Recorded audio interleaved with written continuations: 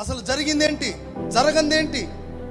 వెలిచూపు వలన నీకు ముందే ఊహించుకొని, ముందే ఏదో తెలుసుకొని, నువ్వేదో నీతిమంతుడుగా ముద్రించుకొని, నేను యోసేపు లాంటి పరిశుద్ధునని అన్ని చెప్పుకుంటూ పోతే నీ నోరు దోషమవుతుంది.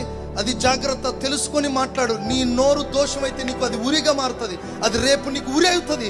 నిన్నెవడు కాపాడలేడు. జాగ్రత్త. వాస్తవాన్ని తెలుసుకో, సత్యమును తెలుసుకో, నిజమేదో తెలుసుకో.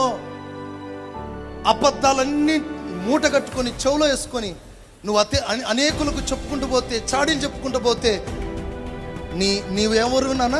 నీకేమొస్తుంది? ఉరి. నీ మాటలే నీకేమవుతాయి? అందుకే ఇప్పుడు ఇందాక చదివారు కదక్క, మనుష్యుల పెదవుల వలన దోషము అపాయకరమైన ఉరి. ఆమేన్.